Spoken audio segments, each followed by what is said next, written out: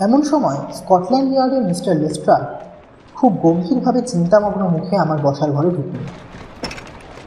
সুপ্রভাত mister Holmes, খুব ব্যস্ত আছেন নাকি? তোমার কথা শোনার মতো সময় আছে। হাতে যদি বিশেষ কোনো কাজ না থাকে তাহলে একটা অত্যন্ত আশ্চর্য তদন্তে আমাদের সাহায্য করতে পারবেন এই আশায় এসেছিলাম। গত রাতে হ্যাম্পস্টেডে ঘটেছে এই ঘটনাটা। সর্বনাশ! কি ব্যাপার শুনি? খুন, অত্যন্ত নাটকীয় এবং আশ্চর্য রকমের খুন।